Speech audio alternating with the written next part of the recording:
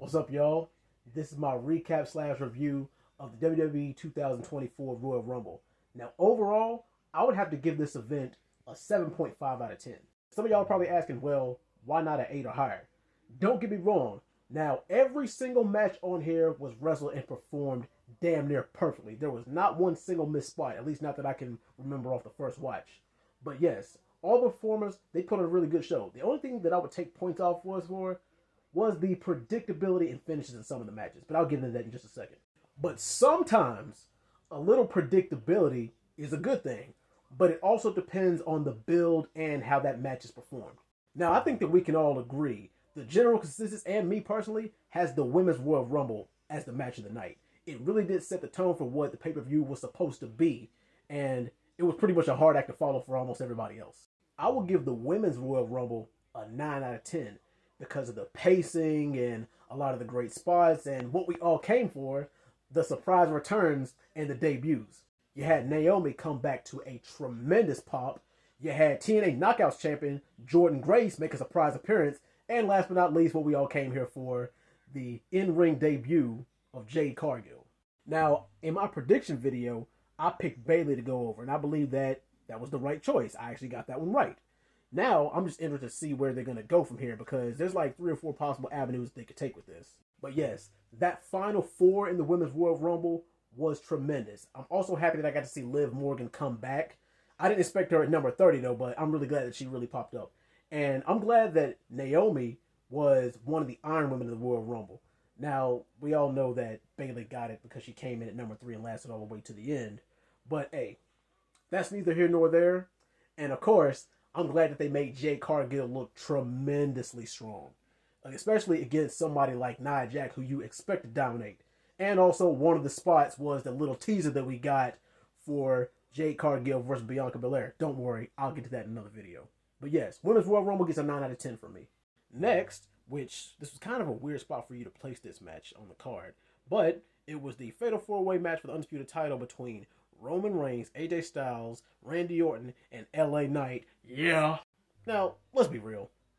99.99% of us all expected Roman Reigns to retain and go over, which he should have because this is building towards a WrestleMania clash for him and the Royal Rumble winner, which I'll get to in just a second.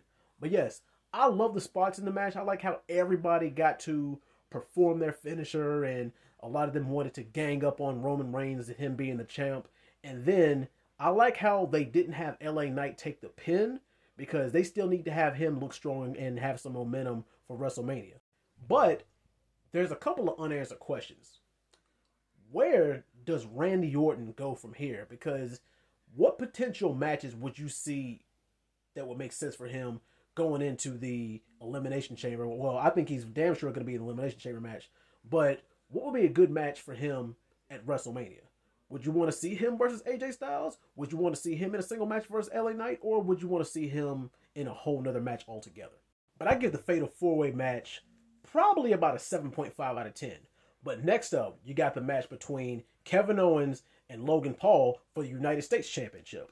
And I give this match probably about another 7.5 out of 10.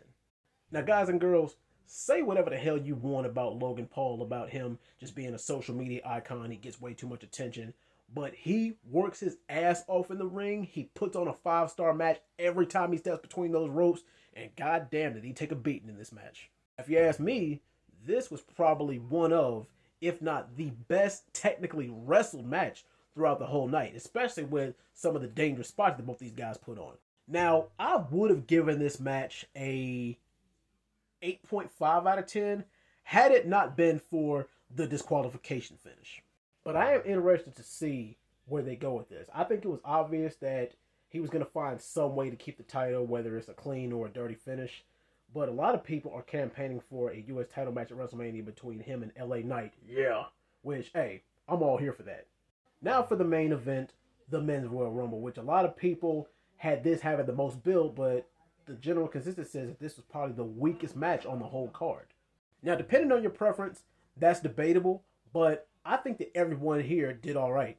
Now, I predicted CM Punk to go over, but I think that WWE called an audible. I think they pulled a fast one at the last minute. They decided to have Cody Rhodes go over, One, to finish his story, and two, for him to have the narrative of him being the first WWE superstar since Stone Cold Steve Austin to win back-to-back Royal Rumbles. And I will probably give this Royal Rumble a 6.5 out of 10.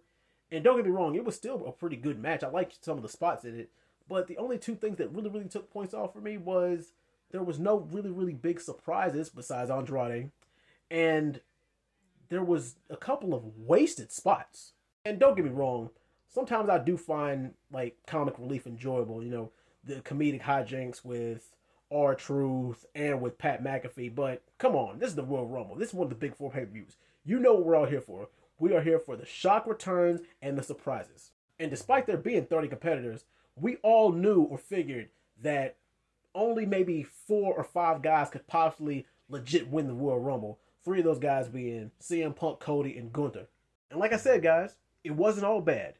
I did like the Andrade return, and I did like the Braun Breaker call-up. I was just expecting a couple of more NXT guys, like a Trick Williams or a Dragunov, and I was expecting at least one legend to show up, like a Brock Lesnar or a Goldberg or someone along those lines.